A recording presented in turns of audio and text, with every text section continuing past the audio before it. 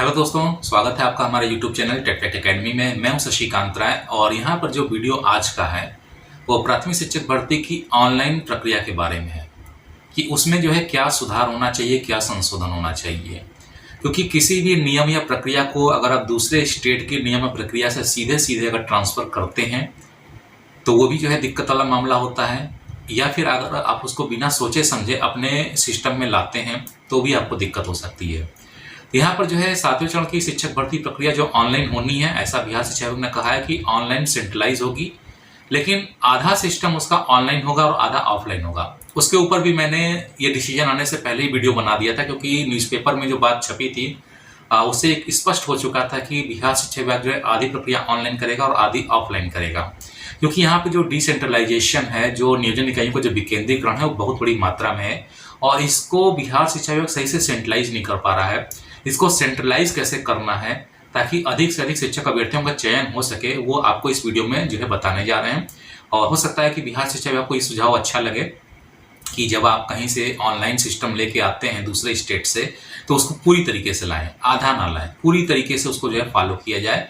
और यहाँ के जो नियोजन इकाइयों के जो रूल्स रेगुलेशन हैं शिक्षक भर्ती प्रक्रिया को लेकर के, उसमें भी संशोधन सुधार जो है किए जाएं, ताकि ये जो प्रक्रिया है ऑनलाइन की सेंट्रलाइज करके इसको सही तरीके से जो है लागू किया जा सके। तो जो भी शिक्षक अभ्यर्थी अभी तक चैनल पर नए हैं, चैनल को सब्सक्राइब नहीं किया, चैनल को सब्सक्राइब कर लीजिएगा। चैनल को सब्सक्राइब करने के लिए क्लिक करना होगा सब्सक्राइब बटन पे, बेल आइकन पे प्रेस करिएगा, ऑल पे क्लिक करेंगे तो आपको सारी वीडियो नोटिफिकेशंस मिल जाएंगे।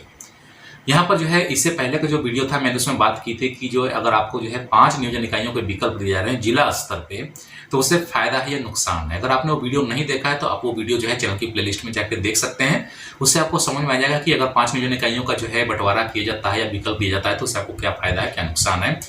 ये एक बहुत बड़ी समस्या है, इसको जो है सॉल्व करना जरूरी है। यहाँ पर जो है बिहार शिक्षा विभाग ने जो सिस्टम बनाया है ऑनलाइन प्रक्रिया का, वो पूरी तरीके से जो है गलत है। सेंट्रलाइजेशन का मतलब जो है ये सही नहीं है, क्योंकि आप एक तरफ जो है न्यूज़ रिलीज के माध्यम से प्रेस रिलीज जो होती है न्यूज़पेपर में जो प्रकाशित कराते हैं, उसमें आप स्पष्ट रूप से कह रहे हैं कि जिला स्तर की जो पंचायती राज संस्थाएं होती हैं या नगर निकाय की जो संस्थाएं होती हैं, उनके अपने नियम हैं, आप उसको छेड़छाड़ नहीं कर सकते। तो आप जब उसको छेड़छाड़ नहीं कर सकते हैं तो आप इतना बड़ा स्टेप क्यों ले रहे हैं कि राज्य स्तर पे जो है सेंट्रलाइज कर रहे हैं। राज्य स्तर पे सेंट्रलाइज करने की जरूरत नहीं है। आपको अपने अगल बगल के अन्य राज्यों से देखना चाहिए, उनके केस को स्टडी करना चाहिए कि वहाँ पे जो प्राथमिक शिक्षक भर्तियाँ होती हैं 1 से 5 के लिए या 6 से 8 के लिए, वो किस तरीके से होती हैं, विशेषकर 1 से 5 के लिए। आपको जब नियम लेना है, अगर दूसरे स्टेट से जो है लाना है, तो आप सीधे सीधे उसको लेकर के आइए। उसमें कोई ऐसी बात नहीं है, क्योंकि आप स्टेट का एग्जाम कराते हैं ऑनलाइन, तो वही आपने सॉफ्टवेयर जो है ऑलरेडी NIC का लिया हुआ है, तो उसमें ऐसा तो कुछ है नहीं कि बिहार राज्य ने अपना उसमें अलग से कुछ लगाया हो। तो आप कोई भी चीज़ ले सकते हैं, आपका देश है, ठीक है। ये नहीं कि आप जो है कोई आधी चीज़ ले करके आइए और आधी चीज़ वहीं छोड़ दीजिए, इससे छात्रों को नुकसान होता है, शिक्षक अभ्यर्थियों को नुकसान होता है। तो शिक्षक भर्ती प्रक्रिया का जो ऑनलाइन चरण जो आप 7वां चरण लाने वाले हैं, उसमें आपको ये मेरा सुझाव है कि राज्य स्तर पे जो आप सेंट्रलाइज कर रहे हैं उसको सेंट्रलाइज करने की राज्य स्तर पे जरूरत नहीं है। आप राज्य स्तर पे उसको सेंट्रलाइज मत करिए, आप उसको जो है जिला स्तर पे सेंट्रलाइज कर दीजिए। यानी कि जितने भी आपको ऑनलाइन एप्लीकेशन आवेदन लेने हैं उनको जिला स्तर पे आप सेंट्रलाइज कर लीजिए, ठीक है। इसलिए कह रहे हैं क्योंकि आप राज्य स्तर पे जब सेंट्रलाइज करिएगा और उसके बाद आपने जैसा कि कहा है कि आप प्रत्येक नियोजन निकाय को मेरिट लिस्ट जो है बन जाएगी, उसको भेजेंगे, बाई मेल भेजेंगे या चाहे जैसे भी भेजेंगे, वो आपके लिए पॉसिबल नहीं है। कम से कम 9000 नियोजन इकाइयों से अधिक नियोजन इकाइयाँ बिहार में हैं और आपके लिए पॉसिबल नहीं कि आप सभी जगह मेरिट लिस्ट जो है भेज सकें। और अगर आप मेरिट लिस्ट भेजते भी हैं तो आपको ये छांटना काफ़ी मुश्किल हो जाएगा। अभ्यर्थी के लिए ऑनलाइन विकल्प देना बड़ी मुश्किल बात नहीं है, लेकिन आपके लिए उन विकल्पों को छांट करके, उन आवेदन को छांट करके नियोजन इकाइयों तक पहुंचाना ये काफ़ी मुश्किल वाला काम है। और ये आपको ऑनलाइन और ऑफलाइन दोनों करना पड़ता है, क्योंकि ऑफलाइन भी लिस्ट होनी चाहिए, तभी आप काउंसलिंग करा सकते हैं। आप एक सिस्टम खोल करके ऑनलाइन प्रक्रिया नहीं कर सकते हैं, क्योंकि जब आप साउंड की व्यवस्था नहीं कर सकते हैं, 6ठे चरण की शिक्षा प्रक्रिया में आप देखना कि माइक और साउंड की जब व्यवस्था नहीं कर सकते हैं, तो आप सोचिए प्रत्येक नियोजन इकाई के लिए आप ऑनलाइन लैपटॉप की व्यवस्था कहाँ से करेंगे। तो राज्य स्तर पे जो सेंट्रलाइजेशन किया जा रहा है शिक्षक भर्ती प्रक्रिया को, उसको राज्य स्तर पे ना करके आप उसको जो है जिला स्तर पे कर दीजिए और जिला स्तर पे सारी नियोजन इकाइयों को एक में जो है सेंट्रलाइज कर दीजिए। और नगर निकाय और जो पंचायती राज संस्थाएं, उनके जो नियम हैं उसमें ऑलरेडी पहले से जो है, अगर आपको संशोधन नहीं है तो आप उत्तर प्रदेश की गवर्नमेंट से पूछिए कि उन्होंने जो है जिला शिक्षा संस्थान के माध्यम से जो भर्ती निकाल के जो भर्ती करते हैं प्राइमरी शिक्षक की, उसमें उन्होंने क्या सुधार किया है। उस अमेंडमेंट को आप ले आकर के बिहार में लागू करिए, ताकि जो शिक्षक भर्ती प्रक्रिया होती है उसको जिला स्तर पर सेंट्रलाइज किया जा सके।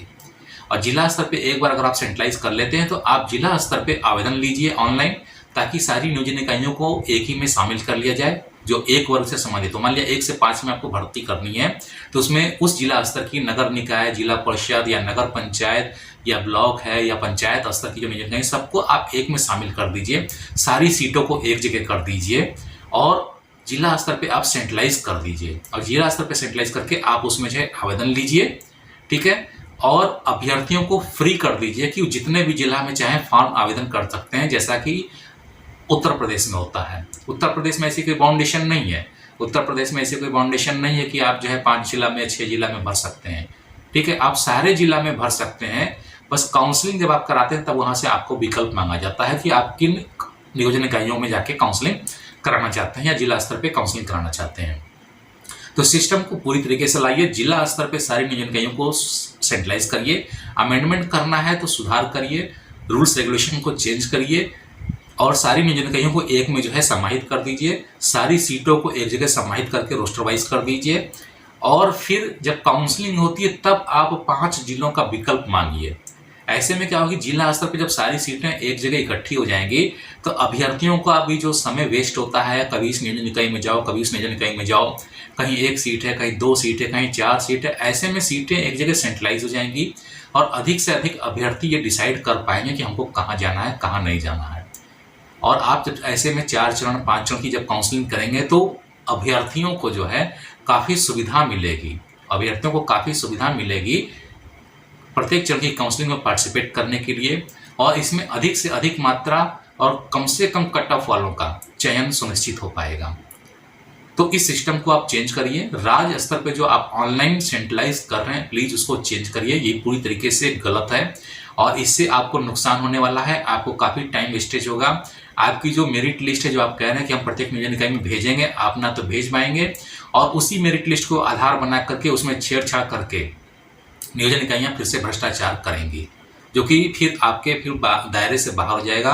जैसा कि आप 6ठे चरण की शिक्षक बहाली में कंट्रोल नहीं कर पाए थे शिक्षक अभ्यर्थियों के नियोजन इकाई की काउंसलिंग को, उसी तरीके से फिर से आप 7वें चरण में नहीं कर पाएंगे। तो प्लीज इसको 7वें चरण में ऑनलाइन सिस्टम को राज्य स्तर से सेंट्रलाइज न करके जिला स्तर पर सेंट्रलाइज किया जाए और प्रत्येक शिक्षक अभ्यर्थी से काउंसलिंग के समय फिर से एक एप्लीकेशन लेकर के उनसे फिर वहां पर जो है जिला नियोजन इकाई का विकल्प मांगा जाए, ताकि वो सही तरीके से जो है विकल्प का चयन कर सकें।